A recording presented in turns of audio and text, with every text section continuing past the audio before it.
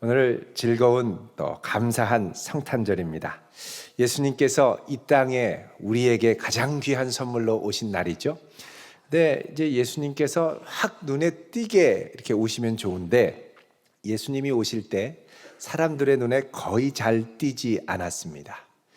하늘의 천군 천사만 예수님의 오심을 제대로 주목하고 찬송과 영광을 돌렸죠. 지극히 높은 곳에서는 하나님께 영광이요 땅에서는 기뻐하심을 입은 사람들 중에 평화로다. 근데 이런 놀라운 찬양을 드린 사람들은 이 땅에 거의 많지 않았습니다. 가장 귀한 분으로 오셨는데 그 귀한 분을 제대로 알아보지 못했기 때문입니다. 여러분, 원래 가장 귀한 것은 잘 눈에 띄지 않는 법입니다. 하나님께서 우리에게 주신 소중한 생명, 우리가 생명을 유지하려면 숨을 쉬어야죠. 사실 우리가 살면서 중요한 게 뭐냐 그러면 뭐니 해도 머니다라고 합니다만 숨 못 쉬고 딱 숨 멈추면 머니도 뭐도 아무 소용 없습니다. 숨을 쉬어야죠. 기본적인 산소, 공기를 주신 것. 그런데 이거는 우주로 나가면 절대 만들어낼 수가 없습니다. 또 우리가 물 마시고 이 수분을 유지하며 사는 것, 물은 공짜죠. 또 숨쉬고 사는 산소도 공짜죠. 가장 귀한 것 하나님이 거저 주신 것들인데 우리는 이게 귀한 것인 줄 잘 모릅니다. 우리에게 있는 생명도 건강도 늘 건강하니까 건강한 줄 아는데 한번 건강을 다쳐보면 얼마나 건강이 소중한지를 그때 가서야 깨닫습니다. 원래 하나님이 주신 것 정말 소중한 것은 눈에 잘 띄지 않아서 소중한 줄 잘 모를 때가 많습니다. 그런 면에서 여러분 바로 옆에 계신 분 늘 눈에 띄어서 그냥 그 자리에 있나 보다 할지 모르지만 사실은 하나님이 주신 가장 귀한 선물임을 믿으시기 바랍니다. 옆에 있는 분에게 이렇게 인사합시다. 당신은 정말 귀한 하나님의 선물입니다. 한 번 더 할까요? 예전에 미처 몰랐습니다. 귀하게 여기시기를 축원드립니다. 원래 귀한 건데 귀한 줄 몰라요. 우리 자녀들도 우리 부모님, 엄마, 아빠 그냥 있으니까 엄마는 엄마고 아빠는 아빠인가 보다 그러지만 엄마, 아빠가 함께 있는 게 얼마나 감사한지 모릅니다. 그냥 엄마는 원래부터 엄마가 아닙니다. 엄마 하려고 얼마나 몸부림을 치시는지 모릅니다. 모르죠. 귀한 선물입니다. 우리 부모님 같이 오셨으면 부모님께 이렇게 인사합시다. 엄마, 너무 귀한 엄마 감사합니다. 시작. 아빠에게 다시 아빠, 너무 귀한 아빠 감사합니다. 별로 감사하지 않나요? 네, 정말 귀한 겁니다. 여러분, 사실 가장 귀한 선물을 하나님이 우리에게 주실 때 우리가 잘 몰라보는 이유 중에 하나는 우리가 철이 없기 때문입니다. 철이 없다라는 건 온 세상을 나 중심적으로 생각한다는 거죠. 자기 중심적으로 생각하다 보면 내게 주어진 이 모든 것들이 얼마나 큰 은혜고 선물인지를 잘 모르게 됩니다. 쉽게 말하면 교만한 거죠. 철없고 교만하면 하나님의 선물을 선물로 볼 수가 없습니다.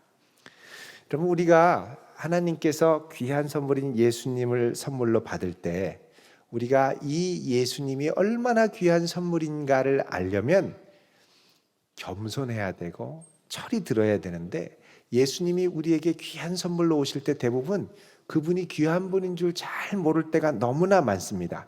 왜 그러냐? 철이 없고 또 다른 한편으로는 교만하기 때문에 그렇습니다. 로마서 3장 23절에 따르면 모든 사람이 죄를 범하였음에 하나님의 영광에 이르지 못하더니 라고 말씀합니다. 모든 사람에게 있는 죄로 인해 하나님의 영광을 볼 수 있는 눈이 가려졌다는 것이죠. 그래서 자기 힘으로 자기 능력으로 하나님을 제대로 볼 수 없고 볼 수 없으니까 하나님의 아들이 직접 우리에게 내려오셨습니다. 내려오실 때 그 하나님의 아들은 우리에게 생명을 주시기 위해 너무 귀하게 오셨는데 여러분 사실 너무 귀하고 소중한 것일수록 마케팅에 약합니다. 자기 자랑을 안 해요. 자기 이렇게 왔다고 이렇게 과시하거나 알리거나 그러지 않습니다. 어떤 엄마가 야 내가 니네 엄마야 이래봬도 감사한 줄 이렇게 늘 뻐기는 엄마 별로 없습니다. 아빠도 야 내가 니네 아빠가 된 걸 감사한 줄 알아 뻐기는 아빠 별로 없습니다. 원래 진짜 귀한 분은 자기를 잘 드러내지 않습니다. 겸손하게. 그래서 하나님의 아들도 이 땅에 올 때 어떻게 오셨습니까? 오늘 말씀 2장 6절에 보면 그는 근본 하나님의 본체시나 하나님이시지만 하나님과 동등됨을 취할 것으로 여기지 않고 오히려 자기를 완전히 비워서 종의 모습으로 우리를 섬기기 위해 하나님이 사람처럼 되셔서 8절에 사람의 모양으로 나타나셔서 자기를 낮추시고 그 다음에는 죽기까지 복종하셨다라고 합니다. 여러분 경쟁 사회에서는 이왕이면 다른 사람보다 앞서야 되고 다른 사람보다 더 뛰어나야 한다고 생각합니다. 그런데 하나님의 아들은 자기를 내어주기 위해 뒤처지시고 다 내려놓으시고 종처럼 되셨다고 말씀합니다. 심지어는 죽기까지 복종하셨다고 그러죠. 여러분 낮추면 우리는 큰일 난다고 생각합니다. 나를 무시하고 내가 이래봬도 어떤 사람인데 나를 무시해 이렇게 얘기하죠. 그러나 가장 귀한 선물은 자기를 드러내려고 하지 않습니다. 가장 귀한 분일수록 자기를 드러내지 않고 있는 그대로 가장 귀한 것을 주기를 원하시죠. 여러분 예수님께서 우리에게 드러내지 않고 우리에게 오셔서 주신 것이 뭐냐? 그분의 가장 귀한 생명입니다. 그분의 생명을 우리에게 주셔서 그분의 생명으로 우리가 살게 되었죠. 고린도전서 7장 23절을 우리 잠깐 보겠습니다. 고린도전서 7장 23절 같이 읽어보겠습니다. 7장 23절 시작. 너희는 값으로 사신 것이니 사람들의 종이 되지 말라. 아멘. 자, 너희는 무엇으로 샀습니까? 값으로. 무슨 값이냐? 예수님의 생명의 값. 피값으로 사신 것이니 무엇이 되지 말라고요? 사람들의 종이 되지 말라. 사람들의 종이 된다는 건 사람들의 평가, 사람들의 등급 매김, 사람들의 의견에 좌지우지되어 거기에 휩쓸리지 말라는 것입니다. 여러분 우리가 사람들의 평가에 좌지우지되면 우리의 가치는 옆 사람의 평가에 좌지우지됩니다. 나는 정말 예수님의 피값 주고 사신 정말 귀한 존재임에도 불구하고 옆에 있는 사람이 아이고 쓸데없는 것, 그러면 쓸데없는 것이 순식간에 되는 거예요. 차라리 나가 죽어라 그러면 정말 죽을 고민을 한다니까요. 얼마나 귀한데 옆에 사람 한마디에 좌지우지되고 옆에 있는 사람 말을 아멘하고 그냥 다 받아들여요. 사람들의 평가와 가치는 어디서 옵니까? 비교를 통해서 옵니다. 다른 사람에 비교해서 나으면 낫고 다른 사람에 비해서 형편없으면 형편없고 늘 비교를 통해 견주어 보죠. 그러나 하나님이 우리를 보시는 관점은 무엇으로 보시느냐? 예수님의 피값, 생명의 가치로 우리를 보는 줄 믿으시기 바랍니다. 그래서 가장 귀한 그분의 생명을 주님이 말없이 우리에게 주셨기 때문에 그분의 생명을 믿음으로 받아들인 우리는 어떤 가치를 갖고 살아야 되느냐? 나는 가장 귀한 예수님의 피값으로 사는 사람이다. 가장 귀한 선물 받은 사람이다라고 귀하게 여기며 살아갈 수 있어야 한다는 것입니다.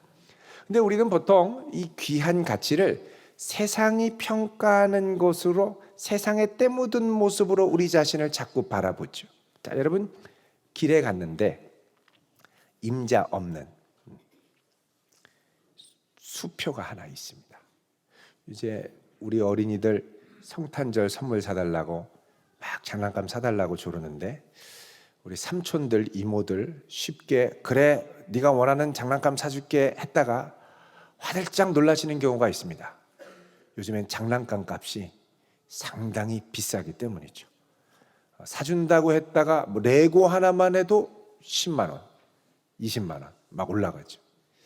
여러분 이 가치를 우리가 매길 때, 자, 이 100만 원짜리 우리 수표가 길가에 조카한테 선물을 사준다고 해서 고민하는데 딱 수표가 있는데 길가에 100만 원짜리 보면 어떻게 하시겠습니까?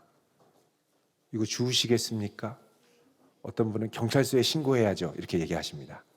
경찰서에 신고 안 해도 된다고 한다면 어떻게 하시겠습니까? 그러면 대부분 다 죽죠. 아이 그냥 종이네 이러고 가실 분 없습니다. 보고 이게 진짜 수표고 가치가 있다라는 걸 알면 그것을 갖게 되죠. 근데 여러분 이 수표에 100만 원짜리 가치가 있는데 여기에 가래침이 위에 딱 붙어 있네요. 가져가시겠습니까? 아이 들어봐 그리고 버리시겠습니까? 고민되시나요?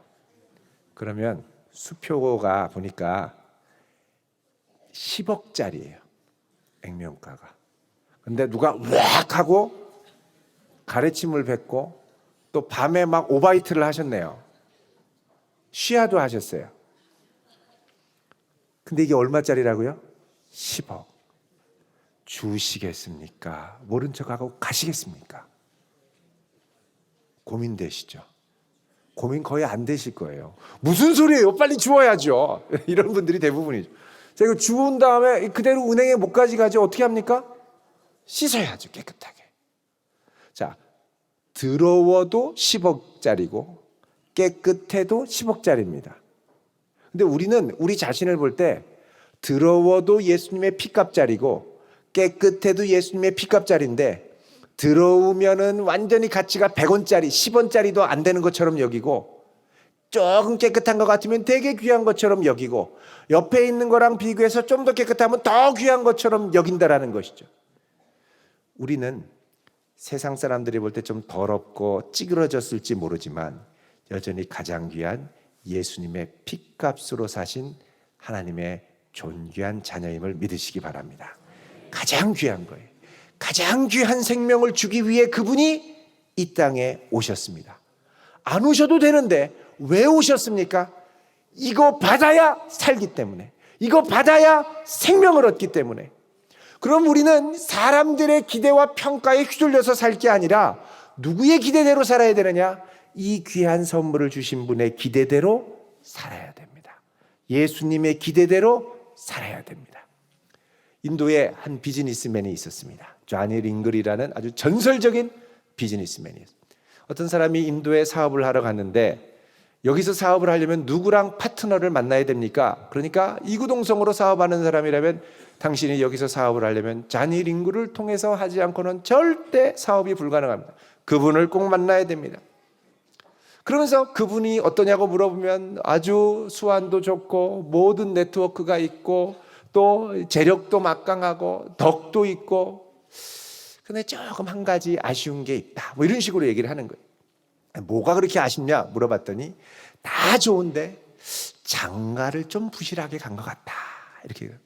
왜 장가를 부실하게 간 것 같냐 물어봤더니 이 사람이 다 좋은데 이 사람 보는 눈이 없는지 마을에서 처자를 만나서 결혼을 하는데 보통 인도에서 결혼을 할 때는 신부 지참금을 가져간다고 합니다. 근데 신부 지참금을 가져가는데 어떻게 가져가냐면 소를 가져간다는 거예요. 갈 때 색시가 참 괜찮고 정말 데려오고 싶으면 최고 많게는 3마리에서 4마리까지. 그냥 무난하고 그냥 뭐 그러면 1마리에서 2마리. 또 1마리도 안 된다 그러면 염소 뭐 이렇게. 근데 이 전설적인 사업가가 동네에 처자가 아무도 데려가지 않으려고 이렇게 늘 병약하고 약하고 뭐 외모도 그냥 평범하고 그래서 아무도 이렇게 관심을 갖지 않는 자매를 결혼한다고 어느 날 나타나서 소를 주고 데려가는데 9마리를 주고 데려갔더라고요. 마을의 충격이었습니다. 어떻게 저 여자가 9마리짜리가 되냐는 거죠. 주변에서. 그래서 구설수에 오르고 막 이러는데 그러면 한번 내가 만나보겠다. 그래서 그 사업가를 만나러 인도에서 그 조니 링글을 찾아서 갔습니다. 그래서 인사를 하고 내가 누군데 사업을 하는데 꼭 당신을 만나려고 한다고 하라고 추천을 해서 왔다 그러고, 그러니까 잘 왔다 가고 인사하면서 이제 부르죠. 여보, 차 좀 갖다 주세요. 네 하고서는 짠 나타나는데 순간 이분의 심장이 멎는 듯했습니다. 얼굴을 제대로 봤는지 안 봤는지는 모르지만 하늘에서 선녀가 사뿐히 와서 스텝을 사부작 밟고 차를 딱 기품 있게 주시고 사라지더라는 거죠. 아니 이분이 도대체 누구냐고 그랬더니 자기 아내라는 거예요. 고개를 갸우뚱하니까 왜 그러냐고 물어봐요. 아니 내가 듣기로는 이분이 마을에서 소 한 마리 줘도 안 데려갈 여자라는 소문이 있다던데 이게 어떻게 된 거냐? 그러더니 이분이 씩 웃으면서 여보를 부르는 거죠. 여보, 어떻게 된 건지 한번 말 좀 해봐요. 그랬더니 이 아내가 와서 사실 자기도 예전에 누가 나를 소를 주고 데려갈까 고민이 있었다는 거예요. 근데 어느 날 전설적인 마을의 전도 유명한 사업 청년 자니 링글이 와서 자기에게 청혼을 하고 자기를 데려가는데 우리 집에 소를 9마리 지참금을 주고 데려갔다. 이 얘기를 듣고 이 자매는 너무 충격을 받았을 뿐만 아니라 가슴이 뛰는 거죠. 나는 소 9마리짜리야. 나는 소 9마리짜리야. 9마리짜리답게 살아야 돼. 이러면서 가슴이, 그러면서 그 다음부터 말하는 것, 스텝을 밟는 것, 다도하는 것, 사람을 깊음 있게 대하는 이 모든 것에 대해서 고민하며 연구하며 기대대로 맞추어 자기도 모르게 존귀한 사람처럼 되어가더라는 것이죠.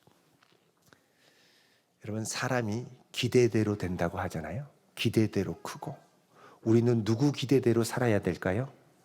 예수님 기대대로 살아야 됩니다. 예수님 존귀한 생명 주신 대로 살아야 됩니다. 세상 사람들의 기대대로 살 게 아닙니다. 우리 부장님 기대대로 살 게 아닙니다. 우리 만우님 기대대로만 살 것이 아닙니다. 예수님 기대대로 살아야 됩니다.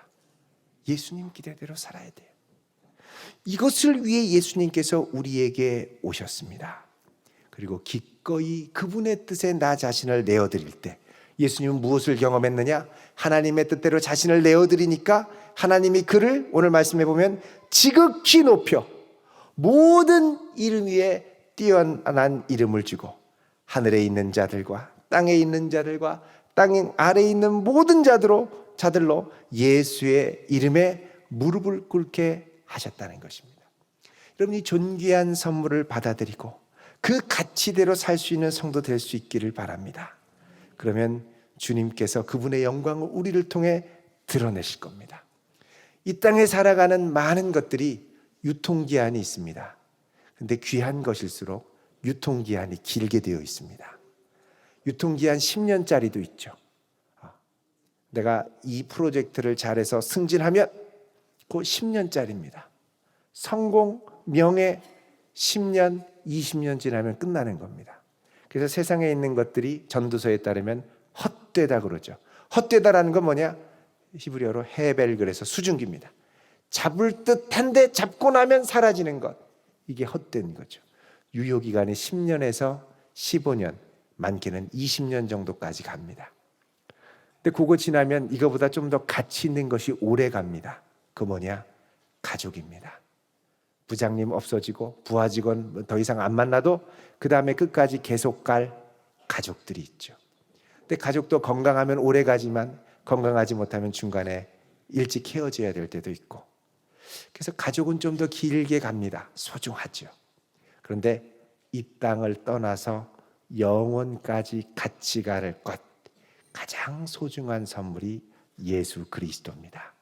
예수님은 여기서부터 함께하는 임마누엘로 동행할 뿐만 아니라 어제, 오늘, 영원토록 동일하셔서 우리를 붙드시고 책임지시고 영원한 생명으로 함께 하실 것입니다.